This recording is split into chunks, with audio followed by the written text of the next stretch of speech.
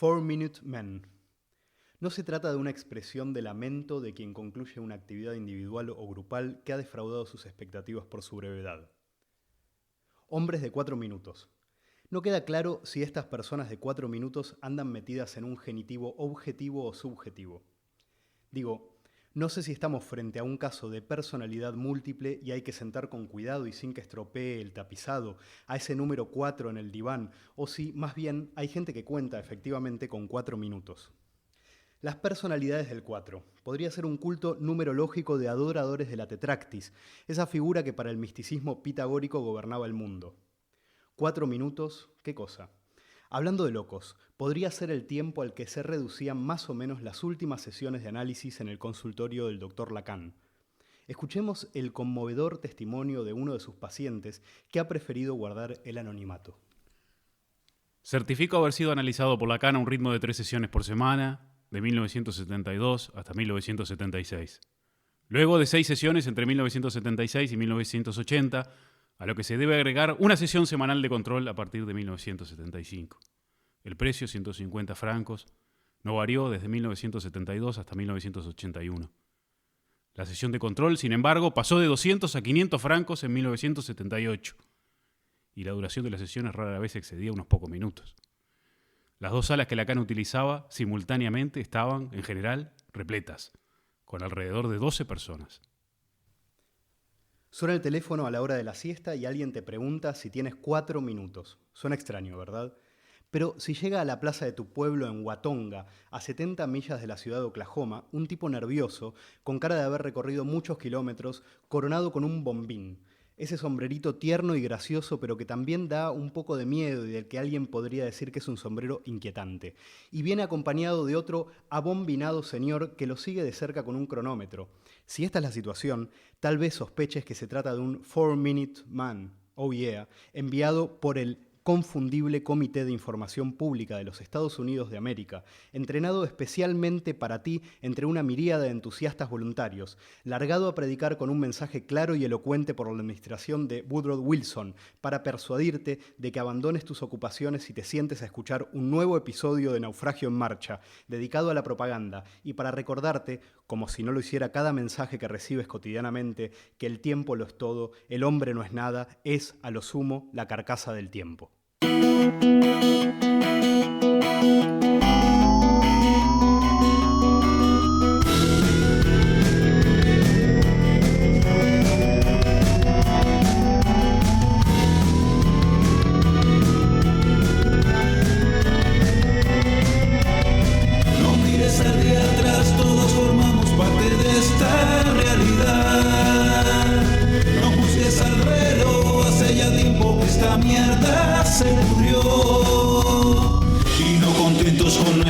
Desgracia, alimentamos cada día esta farsa. Ya no hay nada que hacer, ya está el naufragio en marcha. Por suerte hoy no tenemos entonces que introducir el tema, que ya nos vino introducidito en el texto de Coiro. Debemos, sin embargo, advertir lo siguiente. Como se trata de un programa de propaganda, vamos a intentar decir algunas cosas sobre la propaganda. Hay que advertir, sí, a los que están prontos para adjudicar a este mismo programa sus propios intereses, que este episodio en especial está enteramente financiado por la carnicería de aquí de la esquina, buenísima, cortes ecuatorianos, argentinos, uruguayos, en fin, hay toda una lista de países hispanoamericanos. Por tanto, si hay que rendir cuentas, le preguntan a Baratísima. Este programa tiene una bibliografía principal, que es el libro de Jacques Ellul, Historia de la Propaganda. Estuvimos viendo algunas otras cosas, entre ellas la de, ¿cómo se llama? Alejandro Pizarroso. Sí. Alejandro, también Historia de la Propaganda. Bueno, había un artículo también sobre historiografía de la propaganda, pero parece que este texto de Ellul es bastante fundamental, ¿no? Y las tesis principales siguen siendo adecuadas para explicar cómo funciona la propaganda hoy en día. Así que, bueno, vamos a apoyarnos un poco en ese texto y vamos a hablar también de otras referencias. Irán surgiendo algunas otras referencias. Lo que hace Lull en Historia de la Propaganda es arrancar de lo más temprano que pueda y dirigirse hacia final del siglo XIX, que es donde empieza otra de las historias de la propaganda, ¿no? Muy, muy conocida, sobre todo bueno, con el periodo de la Revolución Rusa, etc. Y bueno, hay algunas otras cositas interesantes. Hay un muchacho, a mí me gustaría leer alguna cosa de un tal Edward Bernays, después un psicólogo. Claro, es pariente de Freud, ¿no? Claro, que tiene publicista, pero tiene un libro propaganda con algunas consideraciones también interesantes. Yo creo que la tesis principal del libro de Lull, quizás para, como una película de Hitchcock, ¿no? Plantear las cosas desde el principio y ya después no andar jugando con la cosa del misterio, es que la propaganda es un fenómeno eminentemente moderno y que requiere unas condiciones que solamente tiene la sociedad actual, moderna, no actual. Y si hay un recorrido y unos destellos a lo largo de la historia que empiezan en Grecia, para que haya una propaganda sistemática, continuada, ligada a unas instituciones, hay que esperar a que se vaya conformando más sólidamente a partir de la Revolución Francesa. Es cuando empieza a haber. Antes de eso es muy difícil, incluso después, por momentos es difícil disociarla de otras formas que tienen que ver con la ideología, que tienen que ver con las creencias, pero ya para hablar de propaganda propiamente, de propaganda con toda la fuerza del término, hay que esperar.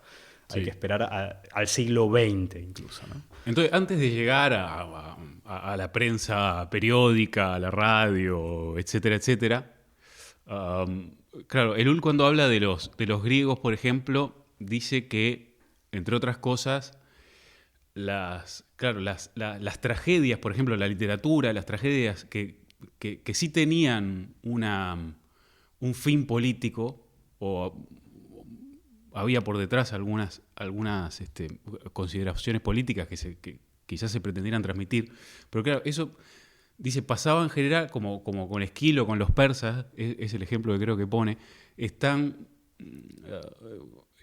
fundadas en la decisión individual, ¿no? de una persona que quiere poner en circulación algunas ideas o defender de alguna manera, bueno, en este caso era una batalla ahí de Atenas, yo qué sé, pero eso no podría ser considerado propaganda en tanto no hay un poder detrás que pretenda recibir determinados beneficios o respaldar determinados intereses, sino que un individuo por sí solo, un propagandista por sí solo no hace demasiado, necesita de alguna organización que lo respalde, política, religiosa, lo que sea. Claro, y aún así la historia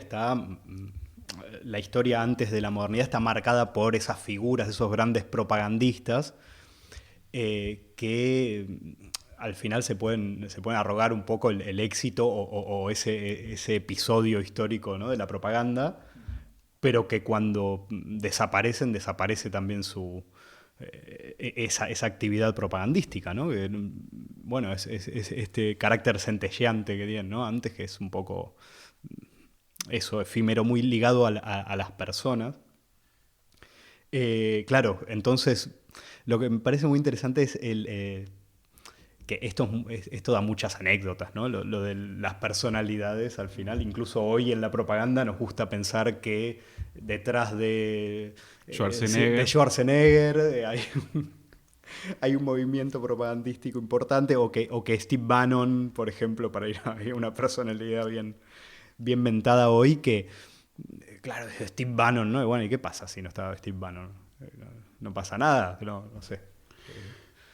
De todas formas, dice Lull que en estos primeros siglos, si puede existir alguna sistematicidad en las formas rudimentarias de propaganda, obedecen, por un lado, a cierto embellecimiento, cierta retórica del discurso, algunas decisiones políticas sociales, como lo que decíamos antes de la entrega de dinero, víveres, etcétera, a los perjudicados por la guerra, que después eso pasa a los pobres, etcétera, etcétera.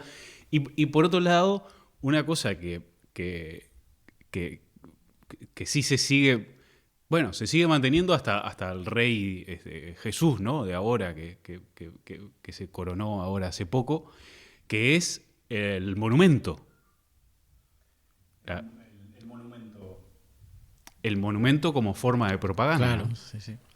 Ahí Orwell tiene un texto, el que fue tan crítico con la propaganda, que dice de las artes, quizá la narrativa o la crónica histórica y el ensayo sean la menos utilizable por los regímenes tiránicos como forma de propaganda, pero la poesía ha servido perfectamente para realizar las loas a los tiranos y sobre todo y hace hincapié en que la arquitectura es una de las principales formas de propaganda, desde los orígenes. Dice, porque cumple una doble función de mandar un mensaje de poder y al mismo tiempo ser el receptáculo donde habita el poder, ¿no? Claro.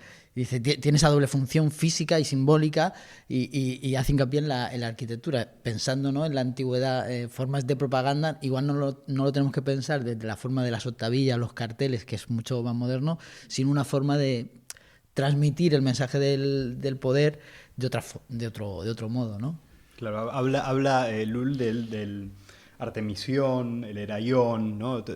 Los monumentos, sobre todo en la época de los tiranos, como formas fundamentales de propaganda que embellecen también al mismo tiempo la ciudad, ¿no? Pero probablemente una función mucho menos ambigua que la de la literatura, que las discusiones sobre si la literatura tiene una función propagandística fundamental o no, nos va a tocar hablar de eso cuando hablemos del Ulises, ¿no? y de la Odisea ¿no? Que por cierto, que pone la Odisea, no recuerdo ahora el nombre del poeta, pero como una de las obras literarias que se adaptó para introducir algunos elementos de propaganda y tal.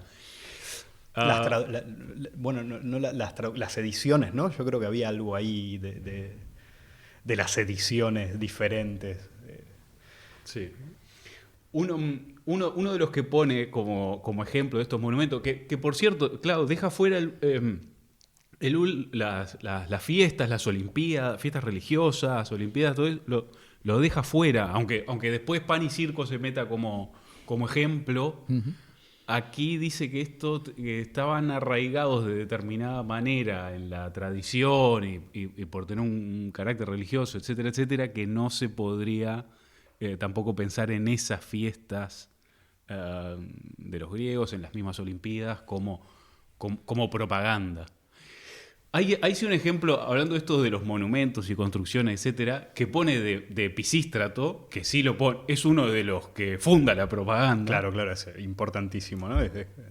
Que parece que había un templo de Apolo ahí en Delos, no sé qué, que todavía se mantiene, creo que mismo que es patrimonio de la humanidad, no sé qué, bueno, se mantienen unas cosas. Pero Pisístrato dice,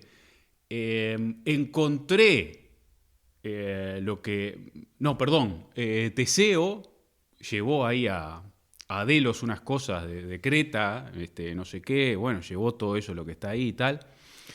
Teseo, relacionado con Atenas, claro. Y entonces, para que Delos admitiera también el culto a sus divinidades, dice, encontré el navío con que Teseo llevó estas cosas ahí, entonces se los dejo a Delos, y entonces los muchachos que estaban ahí no tienen más remedio que aceptar ese regalo y haciendo eso permitir el ingreso de estos otros sacerdotes, lo que sea, que respondían a los intereses de Atenas. Sí, formas de propaganda muy espectaculares, muy, ¿no? Sofisticadas. Casi muy sofisticadas, casi modernas, ¿no? Que capaz que son cosas que se hacían en un momento con los jesuitas, ¿no? En en las misiones, esas entradas. También tiene Pisístrato esta entrada en la ciudad con Atenea en persona, ¿no? Sí. Acompañado de la diosa misma. Realmente son una forma de propaganda exterior que son, bueno, muy espectaculares, pero que parece que eso con las democracias griegas se termina por cierto rechazo a la demagogia, ¿no? Y la propaganda pasa a ser mucho menos espectacular, ¿no? Si hablamos, por ejemplo, de Pericles, el contraste con estas formas y este fastuo ahí es enorme. Sí, dependía de lo de Pericles ya. Yo creo que introduce por primera vez ahí cuestiones psicológicas que responden a la emoción del pueblo, medios psicológicos de enaltecer, de este tipo de regalías que se dan a ciertos sectores, etcétera, etcétera. Como que Pericles empieza un poco más fino. Empieza a leer fino. Sí, yo creo que el lo que pasa es que recoge algo que también hacía Lewis Mumford cuando habla del mito de la máquina o de la generación del Estado como forma organizada. Lewis Mumford se va a Egipto y dice, está ahí, la megamáquina está ahí, al principio. Y dice, pero ¿cómo está ahí si es algo plenamente moderno? Claro, lo que está diciendo al final Ellul es que esas cosas están, los grandes fastos para provocar que las masas o que algunos grupos sean favorables a la introducción de determinados ritos o determinadas formas de poder, eso existe. Lo que pasa es que pasa por periodos de auge y decadencia, ¿no? Y está muchas veces ligado a la figura de un propagandista, a la figura de un tirano que hace en concreto algo para blanquear su figura o hacer algo en concreto, no adular a la masa, pero la masa como tal, como concepto, no existe y no existe la técnica de la propaganda, que yo creo que en el punto fundamental es la técnica. Yo creo que aquí en la historia de la propaganda ya está haciendo algo que va a hacer después en la era de la técnica, que dice, claro, técnica ha existido, es un fenómeno antropológico, la cuestión es la tecnología. Es decir, cuando se convierte en una cosa científica, sistemática y promovida desde organizaciones masivas, ¿no? Yo creo que aquí hace lo mismo, por eso esa ida y venida, porque en el siglo XIX dice también, después de un momento de auge de la propaganda, de repente desaparece. Precisamente desaparece la propaganda porque quienes están en el poder asumen que después de un periodo intenso de propaganda en favor de la monarquía ya estaba establecido, como que, ¿no? Y no se preocupan en seguir sistemáticamente realizando esa propaganda, pero sin embargo a nivel social dice, todo ese periodo había generado necesidad de propaganda. Dice, ¿cuál era la única propaganda que quedaba? La que era contraria al régimen. Dice, entonces, claro, empieza a darse esa situación de que ya se empieza a necesitar, ¿no? esa propaganda. Pero incluso ahí, en el siglo XIX, aunque a veces dice, ya está, incluso ahí dice, pero todavía no estaba el armazón técnico-científico para construir una ciencia de la propaganda, ¿no? Todavía no estaba, ¿no? Claro. Después así saltándonos un poco algunos siglos y pasando directamente a Roma, ¿por qué no? Ahí en el Imperio y la República, lo que yo, por ejemplo, recogería ahí que se destaca los mitos de creación, los mitos fundacionales de Virgilio, Horacio, tal, mitos de creación de Roma y con algo que va a pasar después con la Iglesia, creo que es en la parte que habla de la Iglesia, no, perdón, con las monarquías, de los legistas, de una necesidad de dar antigüedad a una serie de decisiones e instituciones que son novedosas. Entonces hay que remontar todavía más la cuestión para conceder autoridad a esas decisiones, ¿no? Como era la decisión de un rey no, yo no obedezco al imperio o tal, ¿no? Somos independientes de ese otro poder. Claro, la propaganda ya empieza a funcionar como una forma de legitimación del poder y también está ligada a personalidades eruditas que son grandes conocedores del derecho, ¿no? Tiene ese carácter erudito de lo que hace falta para legitimar o para confirmar el poder de los gobernantes.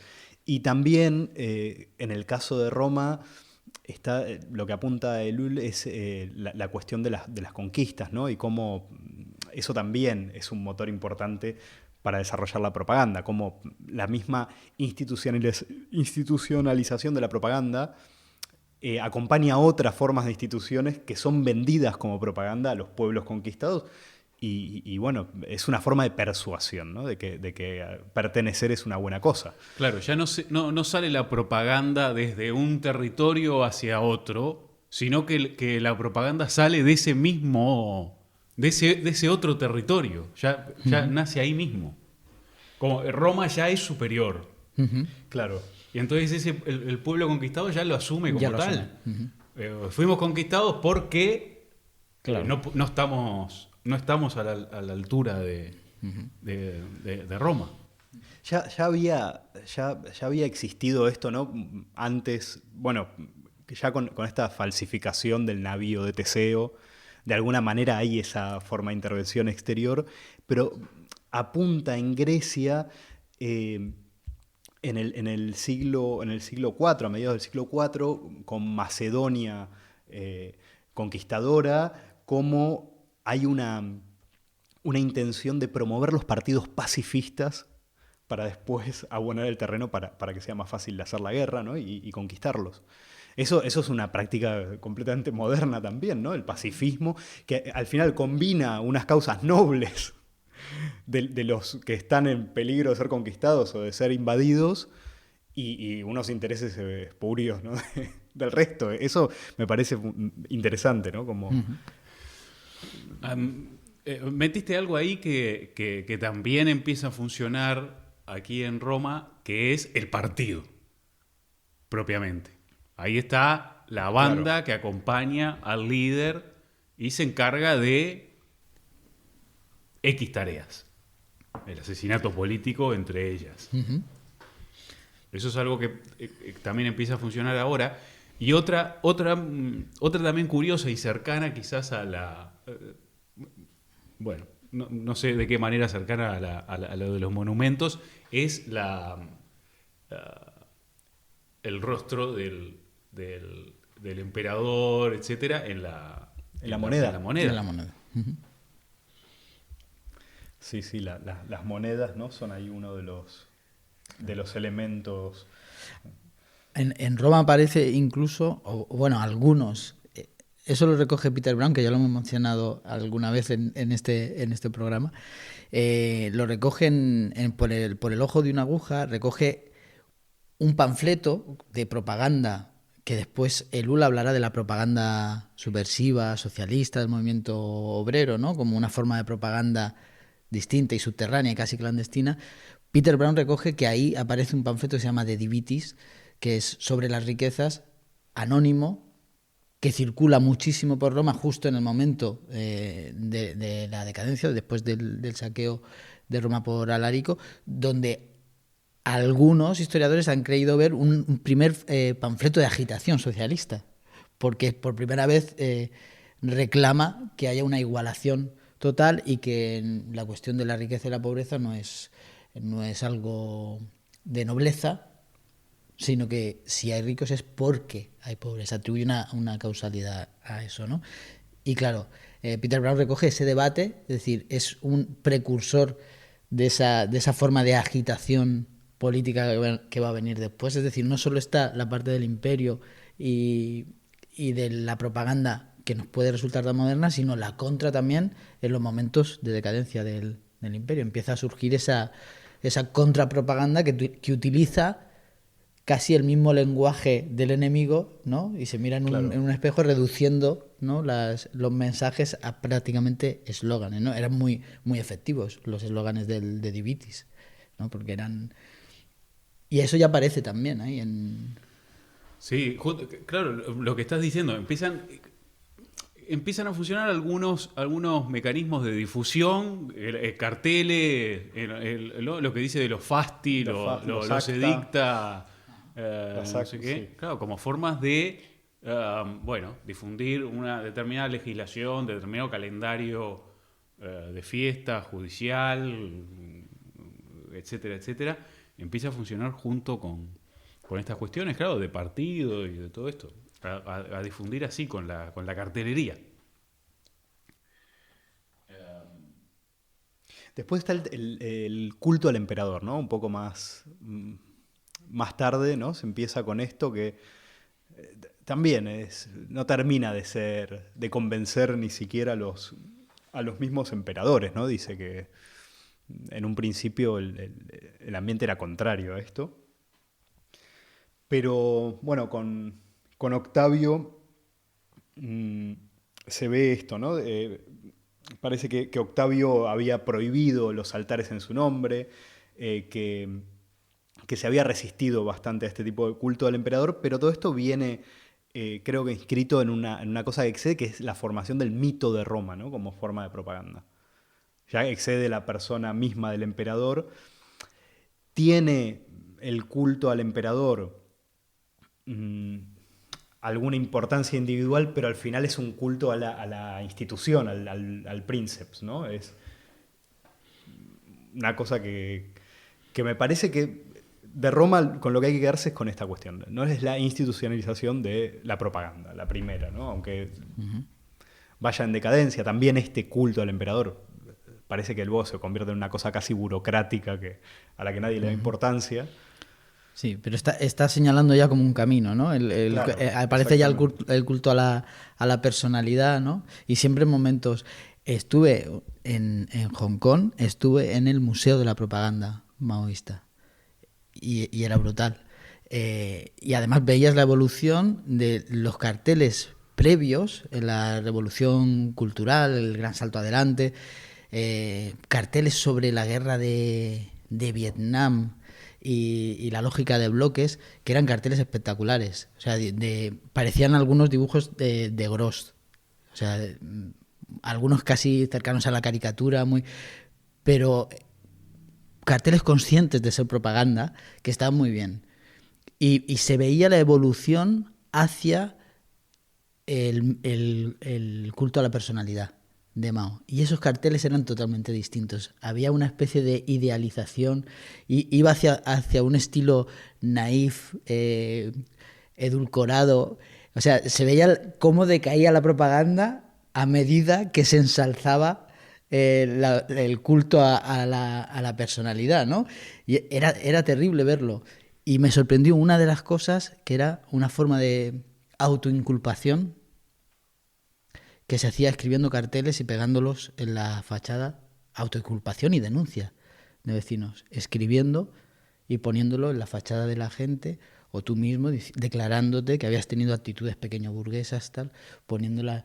Y de eso había fotos de cómo llegó a ser en algunos barrios, se convirtió prácticamente en un arte del collage de autoinculpaciones, ¿no? Pues ahí, ese museo vas viendo el tránsito y pasa por todas estas cosas, ¿no? La lógica de bloques, la cuestión imperial, tal, el culto al líder y después la degradación de la autoinculpación, ¿no? De hacer la propaganda y la denuncia, ¿no? Uno mismo, ¿no? Esa fue... Y llegamos a la propaganda de los misiles del norcoreano hace poco, que es un espectáculo, ¿no? Es la verdad, hermoso ver esa preocupación por el tiempo, esos flashes de imágenes. Bueno, a mí me parece encantador. Sí, tenés la impresión de estar frente a una gramática de la imagen que es o demasiado compleja para vos y demasiado diferente o demasiado simple, ¿no? Como, creo que si la propaganda occidental no miente, este tipo es bastante fanático de las producciones de Disney y tal, ¿no? Pero es sí, una emulación bastante mediocre o genial, no lo sé. Sí, es de serio, es de culto, ¿no? Totalmente. Es de culto. Quizás podemos pasar un poco por la Edad Media o ya Y vamos a estamos hacerle de una lleno pasada. en la modernidad. Sí, yo tampoco tengo ahí grandes cosas que decir. Al final, la historia de la propaganda de Lul utiliza todo esto para sostener su tesis principal y bueno, en cada episodio histórico, en cada periodo histórico, perdón, se insiste en las cosas que se van afianzando. Por ejemplo, Juanma recién hablaba de la autoinculpación. Bueno, dentro de la Iglesia Católica con la Inquisición va a ser fundamental este carácter ejemplar del que se retracta, ¿no? Y que lo tiene que hacer públicamente. Y esto, además, magníficamente combinado al secretismo en el que nadie sabía si mañana tendría que retractarse de algo, o incluso el clérigo no sabía si él, que estaba participando, hoy no conocía realmente la acusación de la que participaba de los demás y no conocía el futuro de su propia situación. Bueno, me parece que es fundamental, ¿no? Ese carácter público de la propaganda, como que excede un poco, va excediendo de a poco ese carácter limitado de intelectuales, erudito o demasiado ligado todavía a unas creencias en las que no se puede distinguir bien si la gente se lo está creyendo, si hay un poder que se afianza o simplemente una práctica cultural, ¿no? Yo, simplemente, antes de irnos de Edad Media y tal, hablar esto que dice sobre finales del 12 y el 14, cuando empiezan las monarquías a reclamar su independencia, y porque además cifra ahí el comienzo del eslogan, como tal, de la frase breve que transmite, pum, esa idea, lo cifra con esta gente ahí que busca la autoridad en la antigüedad y tal. Y Los después, legistas, ¿no? Los legistas. Y después, bueno, el otro, por supuesto, el otro salto que ya nos conduce a esto es la letra impresa y los panfletos que Claro. Sí, totalmente. Pero todavía hay esa tensión entre lo que es popular y lo que está dirigido a un círculo muy restringido o de teólogos o de otros poderosos, ¿no? Sí. Esa es la cuestión, ¿no? Creo que apunta que los primeros panfletos de Lutero son todavía inaccesibles para el común de la gente, ¿no? Son todavía, después se simplifican un poco, pero los primeros, también habla de Van Houten, ¿no?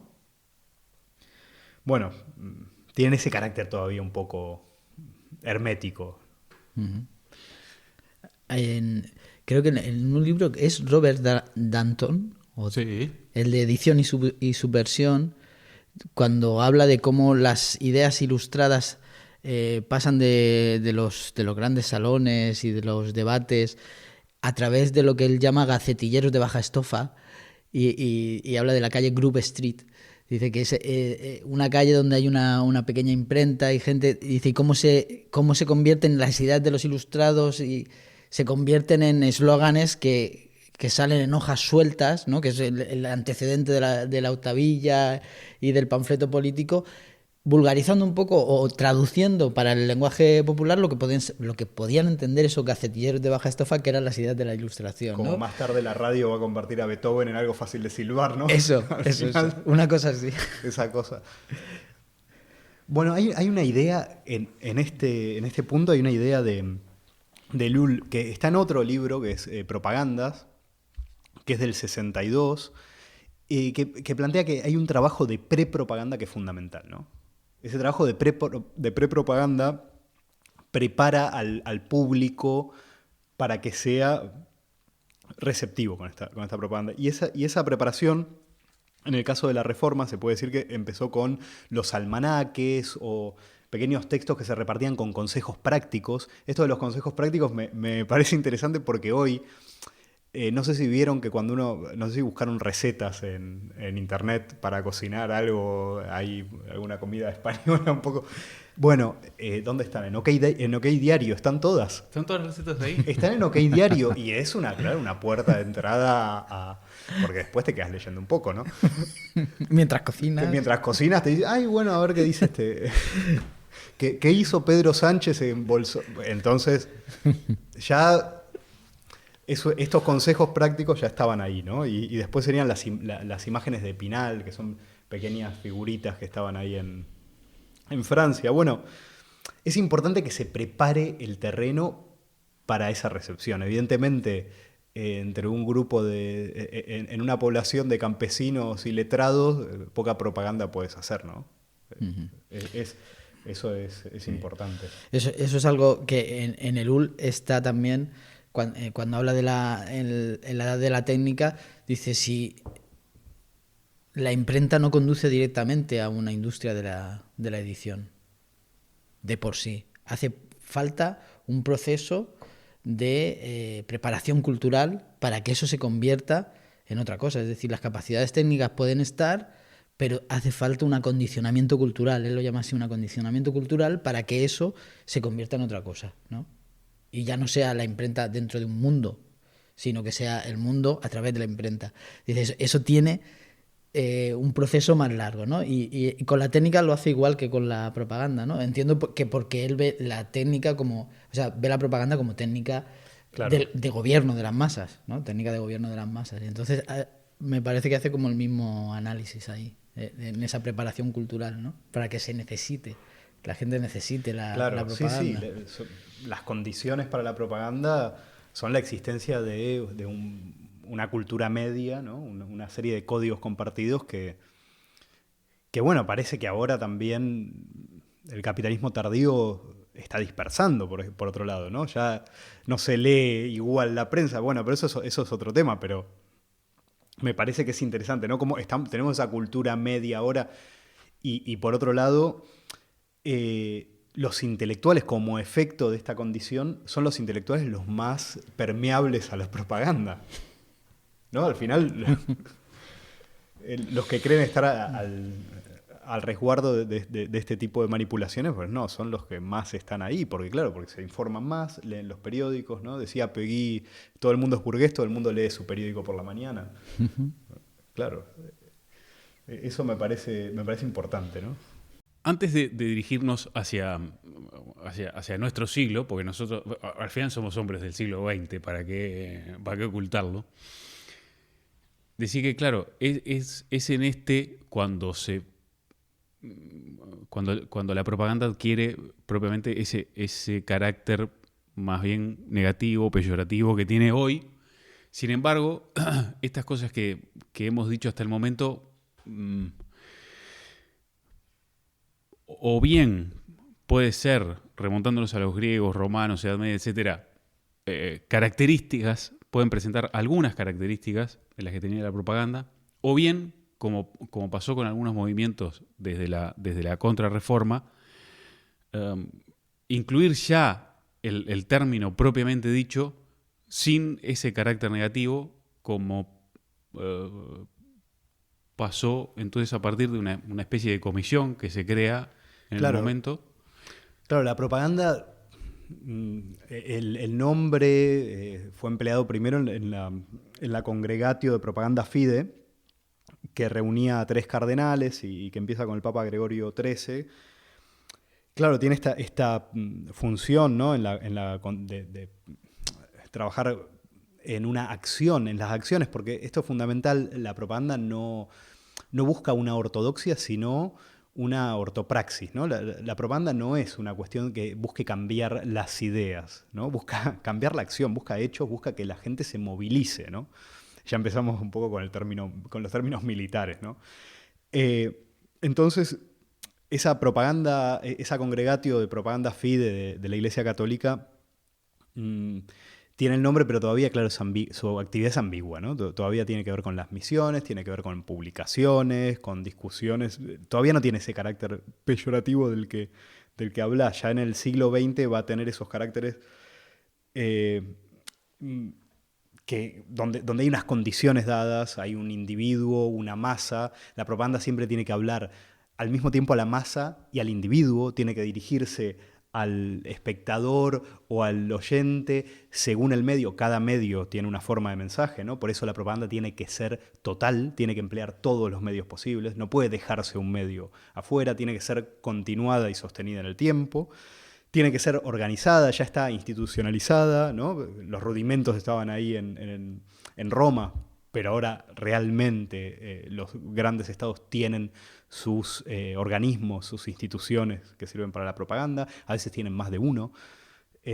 Entonces, bueno, yo creo que esos son más o menos los rasgos actuales. Dice Chomsky, que es una idea que también tiene Ellul, que la propaganda no es un medio del autoritarismo fundamental, no pertenece al autoritarismo tanto como a la democracia, ¿no? Ahí donde el autoritarismo tiene a la policía o la cachiporra, la democracia tiene la propaganda, que es una forma de persuasión, pero que juega con esos fundamentos subterráneos del individuo, esos mitos del progreso, de la nación, que fueron labrados durante siglos hasta llegar a donde estamos, ¿no?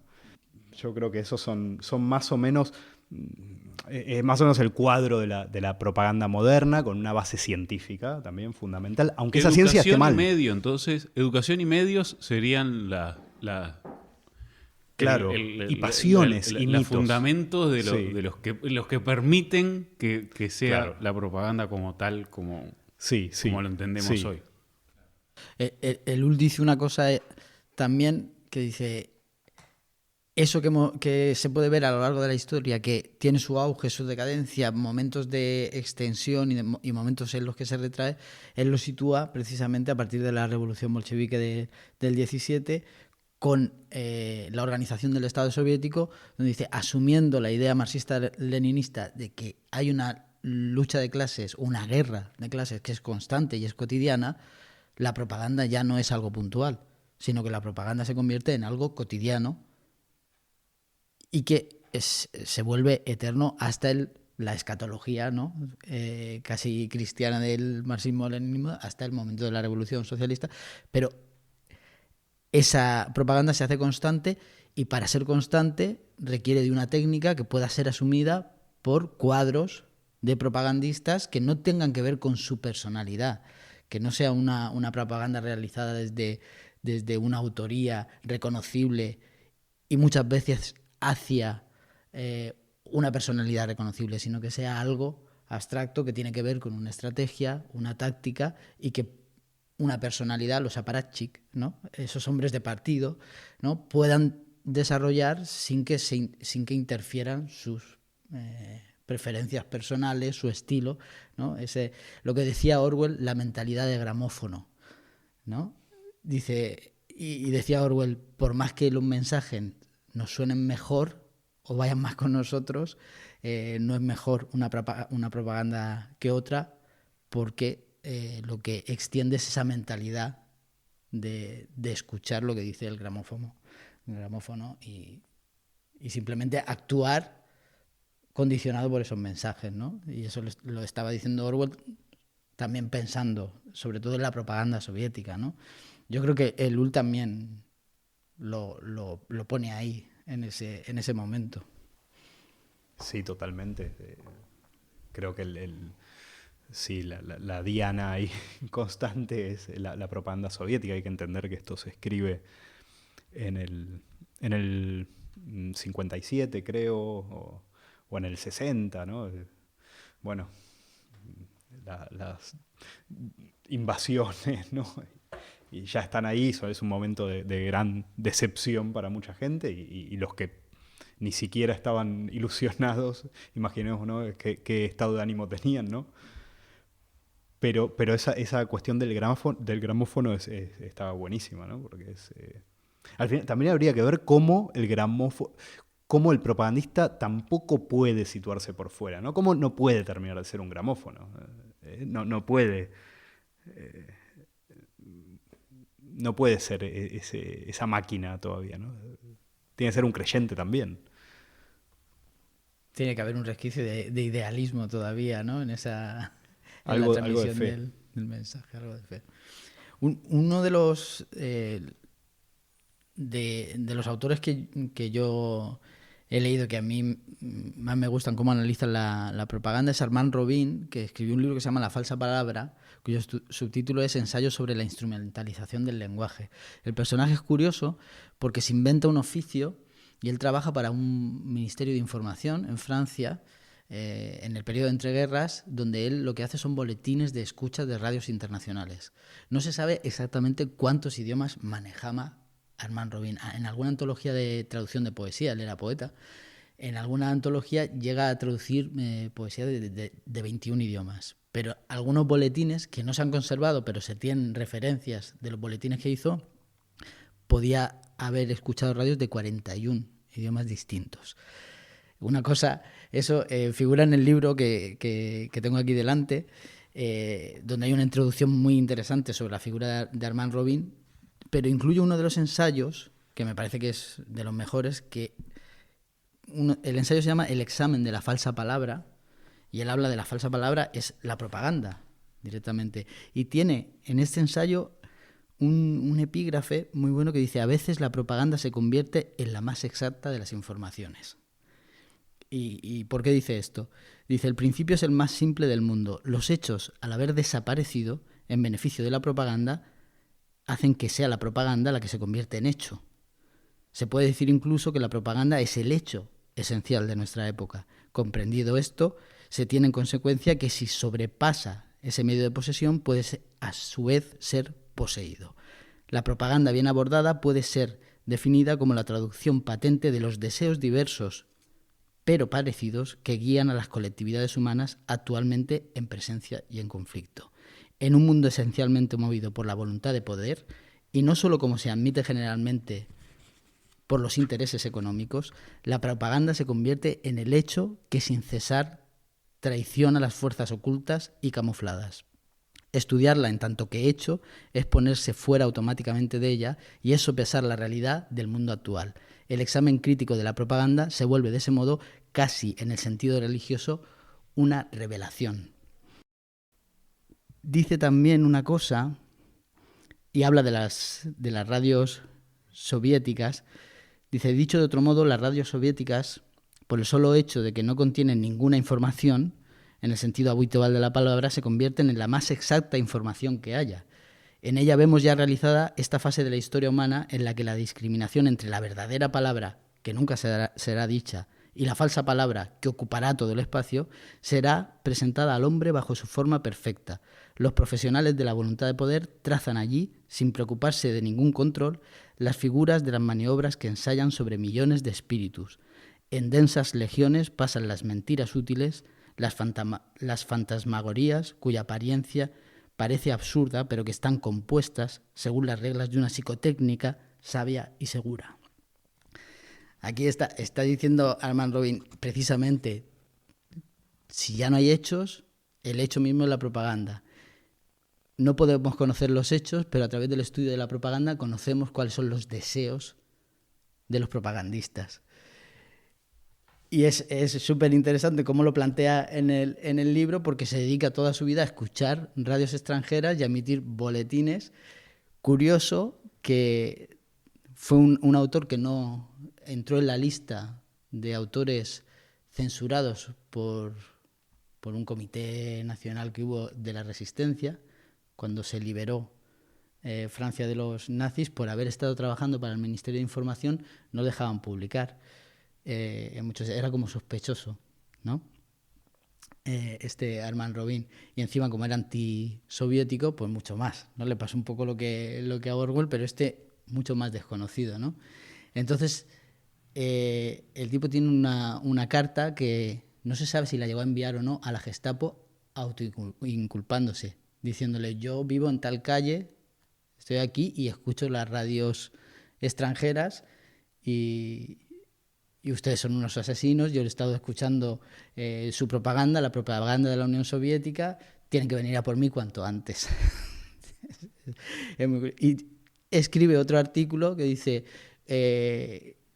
una declaración para ser incluido en todas las listas negras que puedan haber. Dice, por favor, pónganme en todas las listas negras porque, como contrario a la propaganda, soy un peligro total, ¿no? Y, no sé, me parecía interesante traerlo a Armand Robin por eso, ¿no? Está hablando de la posverdad, en realidad, en este texto. Está diciendo, ya los hechos no cuentan. El único hecho interesante es el análisis de la propaganda como hecho de nuestro tiempo, ¿no? Como lenguaje de nuestro tiempo. Claro, eso es compatible también con lo que... Con algo con lo que insiste bastante Ellul, que es que la propaganda nos da los hechos brutos, también es muy exacta a veces, ¿no? Y se puede uno fiar de esos hechos brutos porque lo fundamental está en las intenciones, ¿no? Decías recién, bueno, decía Robin que se trata de los deseos. Claro, se trata de las intenciones y de la interpretación de esos hechos, ¿no? Y esa exactitud se ve muy bien en la relación que tiene la propaganda con la actualidad, ¿no? Siempre tiene que ser algo muy actual, ¿no? Y tiene que estar ahí, ¿no? Ellul habla del mito y de todas estas cosas, de esta prepropaganda como la masa del mar y de la actualidad como las olas, que son al final lo que nos fascina, ¿no? Lo que vemos, ¿no? Lo que está en la superficie. ¿Que vas a leer un poco algo de Bernays? O... podríamos leer alguna cosita de este muchacho, Eduard Bernays, un tipo muy influyente, un psicólogo, publicista muy influyente que se dedicó mucho al tema de la propaganda, a todo lo que tiene que ver con quién fuma, quién no fuma, porque, bueno, otro de sus grandísimos logros fue traicionar, cual Alcibíades moderno, pasarse de Chesterfield a Lucky Strike para vender mejor cigarrillos, ¿no? Y convencer a un público, como era el femenino, un tanto reacio en principio al cigarrillo, pero bueno, con una idea de delgadez que vendió ahí a través de Lucky Strike, de, bueno, vamos a fumar en vez de a comer, etcétera, etcétera. Eso influyó en todos nosotros, ¿verdad? En todas nosotras. Entre ellas, en su propia mujer, a quien al parecer durante mucho tiempo la estuvo intentando convencer de que dejara de fumar, pero ya se había visto atrapada en las redes del propio Bernays. Y escribió un libro que se llama Propaganda. Su primer capítulo, que quiero leer un par de cositas. Una es... dice lo siguiente, organizar el caos, dice en su primer capítulo. Quienes nos gobiernan moldean nuestras mentes, definen nuestros gustos o nos sugieren nuestras ideas. Son en gran medida personas de las que nunca hemos oído hablar. Eso es el resultado lógico de cómo se organiza nuestra sociedad democrática. Más adelante. Nos gobiernan merced a sus cualidades innatas para el liderazgo, su capacidad de suministrar las ideas precisas y su posición de privilegio en la estructura social. Poco importa qué opinión nos merezca este estado de cosas, constituye un hecho indiscutible que casi todos los actos de nuestras vidas cotidianas, ya sea en la esfera de la política o de los negocios, en nuestra conducta social o en nuestro pensamiento ético, se ven dominados por un número relativamente exiguo de personas, que comprende los procesos mentales y los patrones sociales de las masas. Son ellos quienes mueven los hilos que controlan el pensamiento público, dominan las viejas fuerzas sociales y descubren nuevas maneras de embridar y guiar el mundo. Ahí está lo de Bernays, ¿no? Que al parecer tenía una posición muy cercana a favorecer este estado de la cuestión. Y entre otros, cita a Wells, a H.G. Wells, que... con su campaña de la Guerra de los Mundos. Y... Claro, escribió mucho sobre... Es verdad que tiene muchos articulitos sobre política y tal. Y lo cita aquí Bernays en una cosa, bueno, claro, quizás parezca un poco ingenua por parte de Wells, un articulito del New York Times que yo la verdad es que no pude encontrar por ningún lado. Hay algunos otros artículos de Wells en el New York Times, pero esto que cita aquí Bernays no sé de dónde sale. Uh-huh. Pero bueno, total, existirá porque es un tipo de lo más honesto.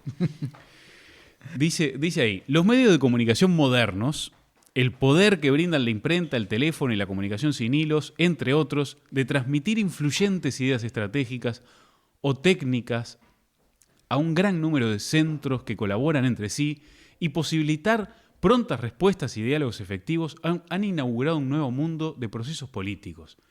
Ideas y frases pueden ahora dotarse de una efectividad mayor que la de cualquier gran personalidad y más poderosa que cualquier interés sectorial. Es posible transmitir el designio que nos une y protegerlo contra tergiversaciones o traiciones. Es posible elaborarlo y desarrollarlo con paso firme y extensamente sin que se den malentendidos personales, locales o sectoriales. Decía Wells en algún momento en el New York Times, se veía de este modo el desarrollo de los medios de comunicación como justamente un obstáculo para la manipulación. Un obstáculo para la manipulación. A mí hay algo que me parece que también tenemos que decir, que es la ineficacia y la sobrevaloración de la propaganda, ¿no? La idea de que, un poco provocando, podemos decir que las personas manipulan a los medios, que estamos continuamente manipulando a los políticos, que estamos continuamente manipulando a los grandes